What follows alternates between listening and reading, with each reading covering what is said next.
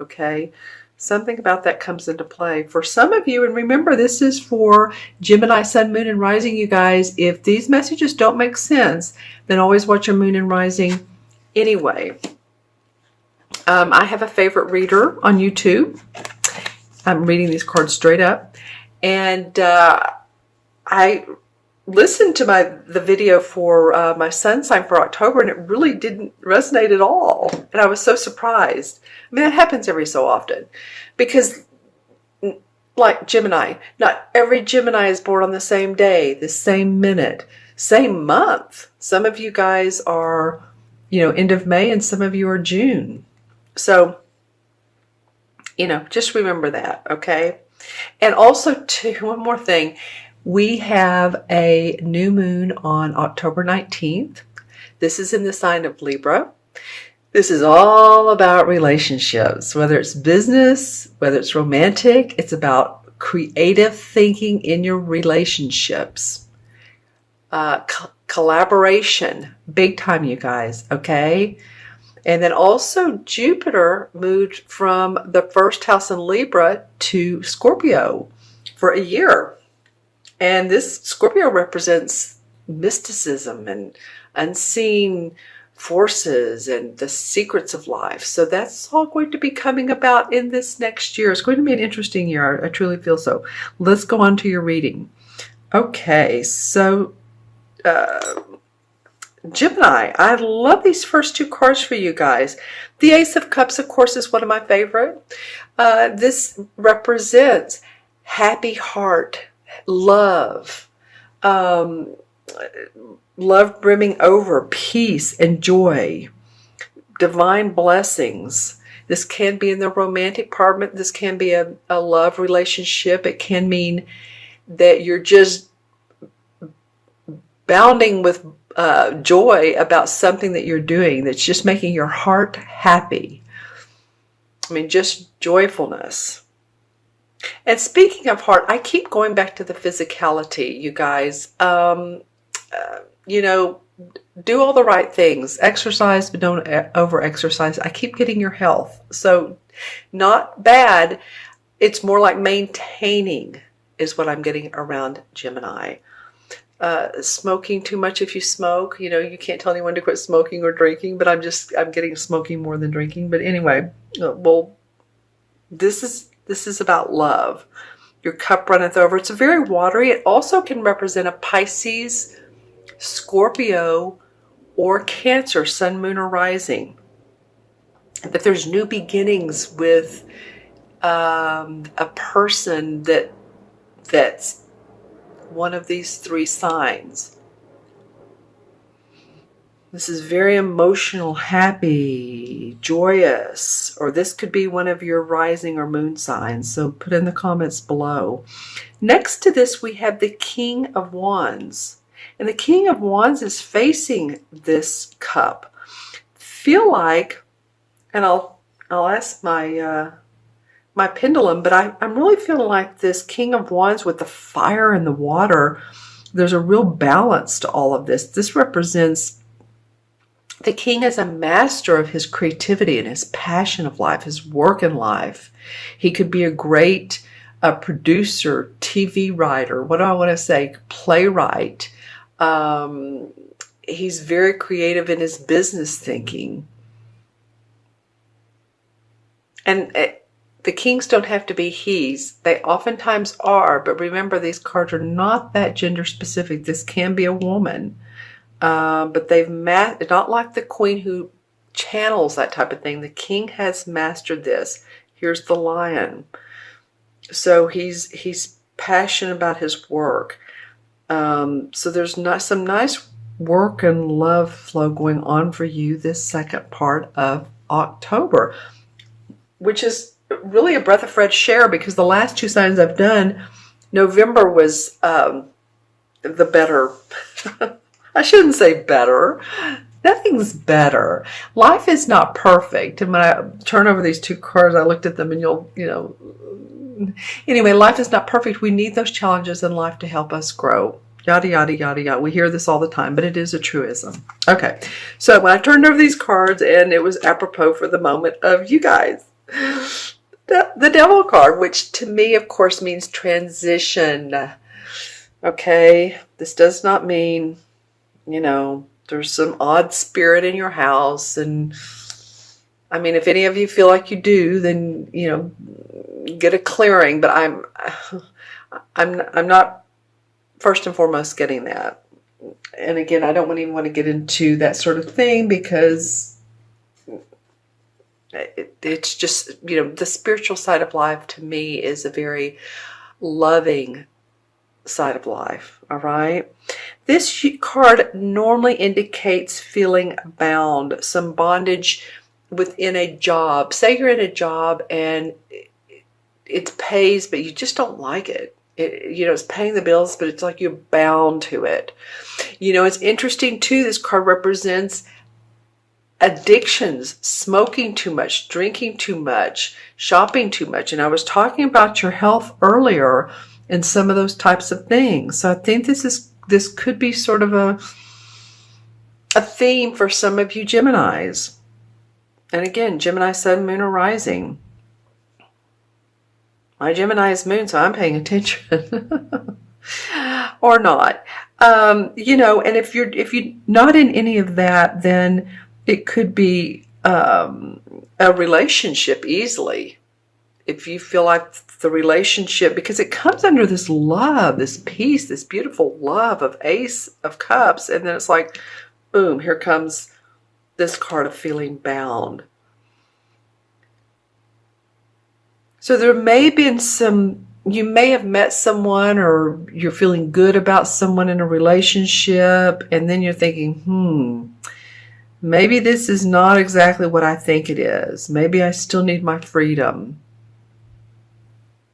Okay, and then under the King of Wands comes the Five of Wands, and this card normally represents competition. It can mean joustful teasing each other, playfulness. It can mean that. It doesn't always have to be. It's not a bad card. It just means that there's different ideas, different opinions, different differences, like. And that can be joyful. It can be playful. So it's interesting that this comes around. I'm looking at how this flows. There's something that in your life that even if you don't talk about it, makes you want to stop in your tracks. It's something that you feel, again, and I'm not trying to make you feel this way, but something possibly you feel guilty about. If it is, an addiction, maybe it's too many sleeping pills or alcohol, again, like I said, and it just feels like a guilty pleasure. So, maybe it's not so bad for some of you. Maybe it's just taking a look at it and saying, well, I maybe do this too much. You're right, universe. Maybe I do this too much, because this is a major arcana card. It's from the universe. Maybe I overextend myself in some ways. Maybe I'm a workaholic. Maybe I'm not paying attention to the balance of life. So it feels like a caution card. And this card coming under this King of Wands, a lot of passion for you guys. Wow, lots of passion for Gemini. Let's see what the transition card is about. Like, your own ideas are important to you. Well, interesting, the transition card from one month to the other is the Fool card. And the Fool is all about being carefree and happy and taking chances and standing on the edge of the cliff and saying, I don't care. I'm going to take that chance and be open and experience the newness of life. Kind of like a child. Children don't anticipate every single move they make when they're playing, because they're just being themselves. They don't have it in them yet that, oh wait, I'm not supposed to do that because of someone told me not to do that, or just they don't have that analytical. They're just being open. See how he's open. His hands are open, and it makes his heart open to life. So this is a childish understanding, a childlike understanding that brings about wonderment of maybe some area of my life needs to be changed because you're a very passionate person and you have ideas that you want to stand out. Let's take a look at this card here. Well, the Lover's card comes up. Okay, very, very interesting. Look at, and I often talk about this when one of these cards comes up. I'll say, like, remember how the Lover's card looks? Well, the Devil card is like the devil with these two naked people, and the Lovers is like this angel above the two naked people. So, this could be a relationship that's obsessive.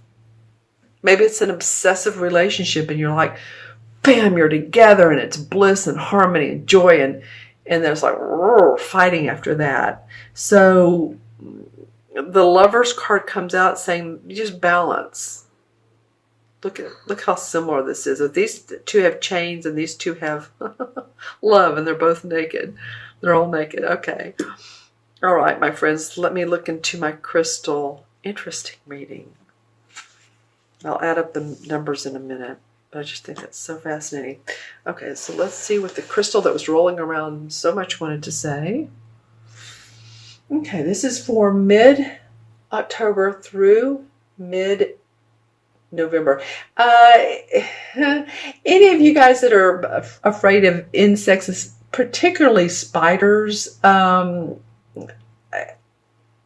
and maybe there's a lot of insects around you. Normally in the wintertime the insects go away, but I'm just feeling like you get the creeps. Hold on.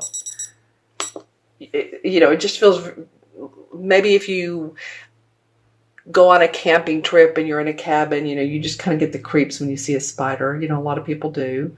I'd be interested to know too if any of you all want to Google what spider meaning means. Interesting, because every insect, every animal has a totem meaning. All right. Well, I'm getting groups of activity, and I wanted to say groups of love, so I'm going to go ahead and go with that. There's a connection between you and others, both on a several ways. Communicatively, as you Geminis are. I do feel like you bounce ideas off of other people. You're very good at that. And also, ethereally, if any of you all are astrologer or stargazers, this might be, especially in November, an interesting time to do so.